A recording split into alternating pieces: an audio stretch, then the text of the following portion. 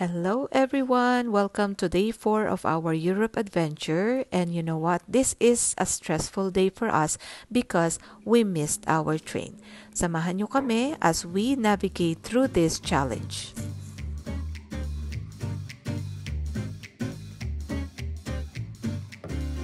O ayan si girl, nagaganda-gandahan pa, pa-relax-relax pa. But later on, so, bad news, maagang man kaming nagising but because our hotel is 40 minutes away from the train station, walang Uber na available right away. So, we had no choice but to take a taxi. And as it is, late na nga kami but the taxi driver also decided to give us a tour around Paris. This is why hindi talaga ako sumasakay ng taxi. And you know what? We missed our train. Yeah. Stress na ako habang nakasakay sa taxi kasi nakikita ko na instead na 10 minutes na lang, naging 15 minutes uli kasi lumiliko siya sa mga dapat na hindi likuan. And tinanong namin siya, sabi niya, tinatry daw niya na iwasan yung traffic. So yeah, na-miss namin yung train namin. Mabuti na lang, mabait yung staff ng Eurostar. Akala namin we have to buy another set of tickets. Pero hindi, we just had to pay extra 60 euros per person. And ayun, nakasakay naman kami dun sa next scheduled train, pabalik ng London. So, sa sobrang stressed ko, ayan, nag-food trip na nga lang ako ng mga French bread dyan sa Paul Bakery. And ayun, naka-console naman siya sa akin kasi ang sasarap niya talaga. So, lesson learned guys, agahan, and make sure you book the Uber instead of taking a taxi. Kasi at least sa Uber, specific yung amount na kailangang mong bayaran. Sa taxi, they are in control. You know how much we paid sa taxi? A good 60 euro. So, eto nga pala yung train station ng Eurostar dito sa Paris. Mas maganda siya kaysa sa station sa London. O diba, halata mong mainit pa rin ang ulo ko dyan.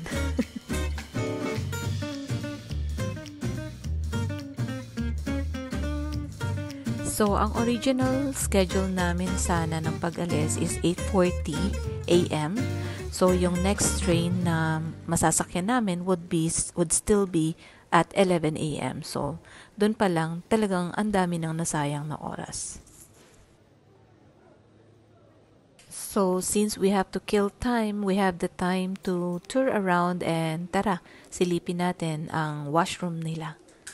Talagang laging washroom ang pinupuntahan ko no?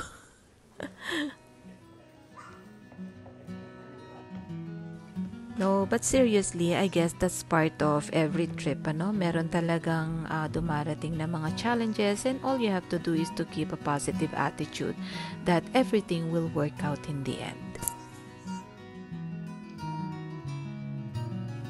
In fairness, napakaganda naman ng washroom ng Eurostar and malinis pa, so I give them a 10. And customer service, also a 10. Good job, Eurostar!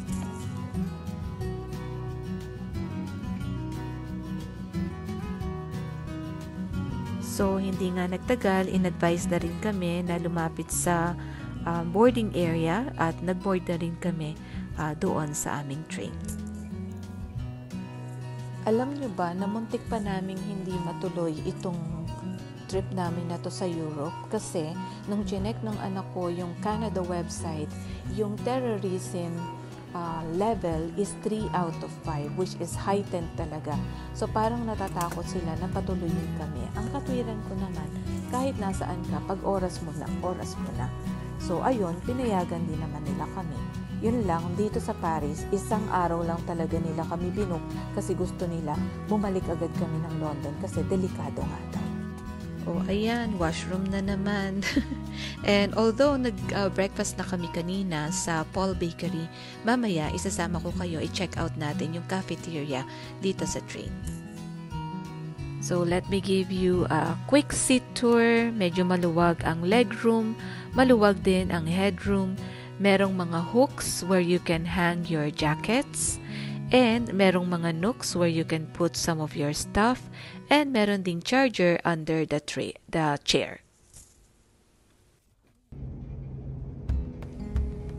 So as soon as nag-start na ngang mag-move ang train, I decided to check out the cafeteria.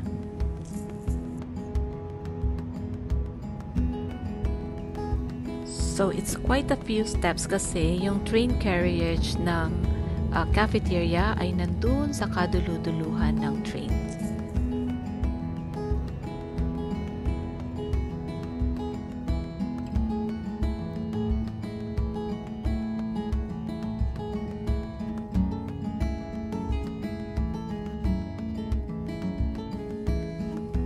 And finally, we're here. So, ayan na, makikita mo, mga snacks lang naman pala meron sila.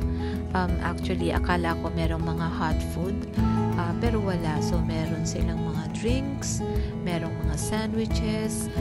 Pringles lang kinuha ko kasi nga kumain naman na kami. And then, I also bought coffee.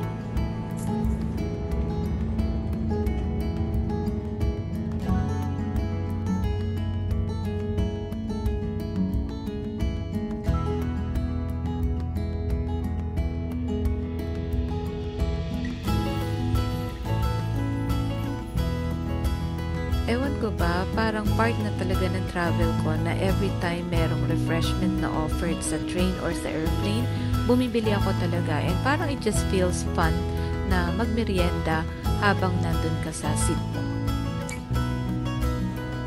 At syempre, hindi makukompleto itong tour natin kung walang washroom tour. So, check out natin kung gaano kalaki yung washroom nila. So, in fairness, malinis din ang onboard na washroom ng train nila dito. And, ayan, spacious naman siya. It's okay. Para lang siyang washroom sa airplane. Pero at least ito, merong whole body mirror where you can check yourself out.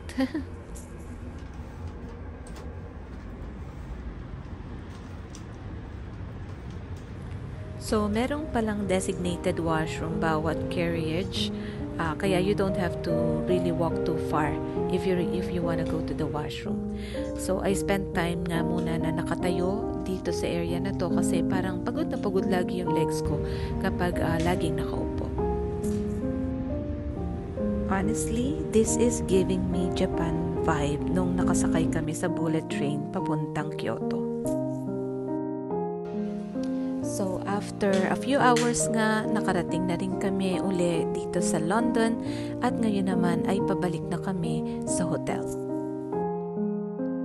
So, dito pa rin uli kami sa Sparks Hilton Hotel sa Romford nagstay for the next few days. And this time nga, they gave us a different configuration ng room. Actually, this one is a bit more spacious. So, mas nagustuhan namin siya.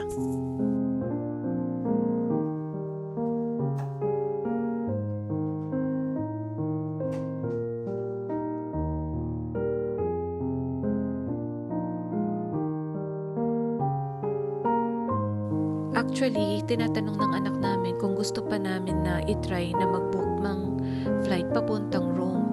Pero sabi ko, wag na kasi talagang yung few days na yun, nakaka-stress tsaka nakakapagod. So sabi ko, parang mas gusto ko mag-explore na lang muna dito sa London. And then maybe pagbalik na lang at saka na lang kami maglilibot sa Rome. At ayan nga, naghanap kami ng Filipino restaurant and buti na lang, meron naman nga dito sa Romford. So, naglakad kami and nakita namin itong baratilyo na ito. Nakakatuwa lang kasi para lang siyang Pilipinas na may mga prutas, mga gulay sa mga gilid-gilid and parang feel namin na local lang talaga kami. Ewan ko ba, parang kapag nagkakaedad ka na talaga, parang ang gusto mo na yung relaxed travel na lang. Hindi yung tipong boom, boom, boom, yung kailangan mong pumunta sa kung saan-saan, So, yan, mas feel namin yung ganyan na relax lang, ma-familiarize sa area, makapaglibot-libot lang, yung ganon. So, ayan nga, finally, nakita na rin namin yung Filipino restaurant and yan, super excited kasi talagang namimiss na rin namin ang Filipino food.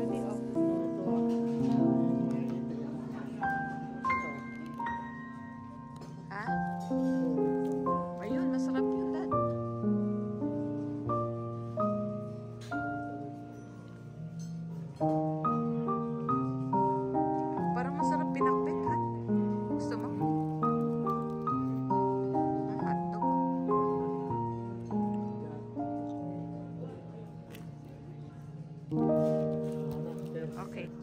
So, ayan nga, ang in-order namin ay isang set ng food, which is pinakbet and yung fish. As usual, hatik lang talaga kami ni Daddy. Ewan ko ba, hindi talaga kami big eater. Yan lang, super sapat na. But then, of course, later on, magugutom ka uli and then kakain na lang uli. Ganon.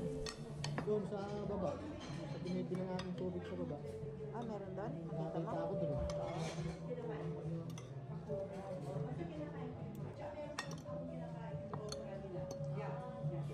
Food is 10 out of 10. Ang sarap ng pinakbet talaga. Nakakamisang gulay, nakakamisang isda. Super sarap.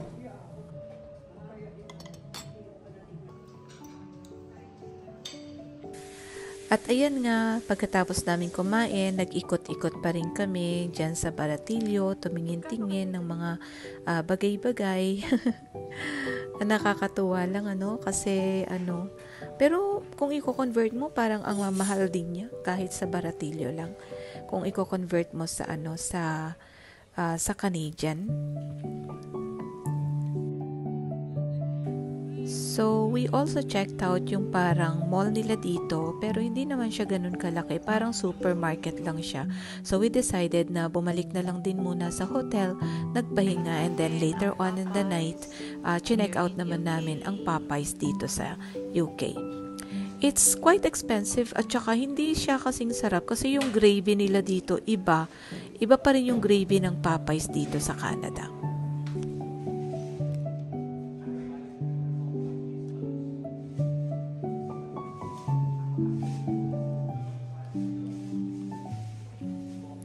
Si Ating, happy, basta food.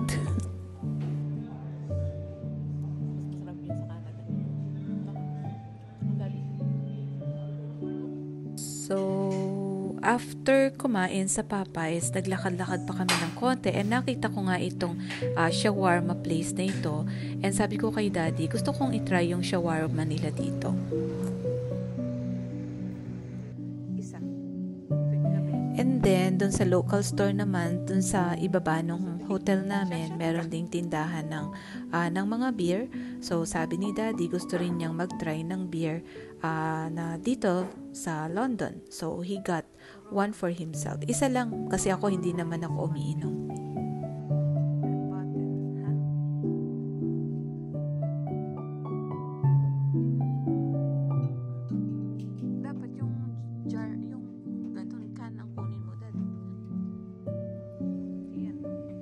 Ganyan yung mga delivery nila, puro mga naka-motor, at saka naka-bike, at saka naglalakad.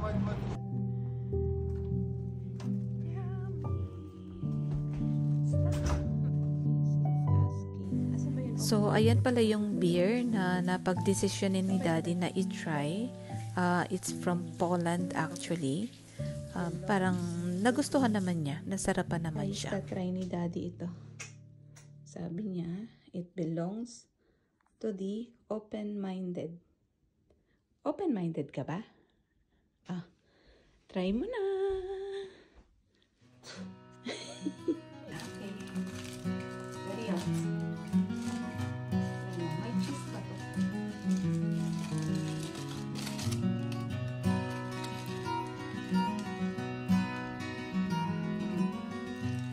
Masarap tong may coke.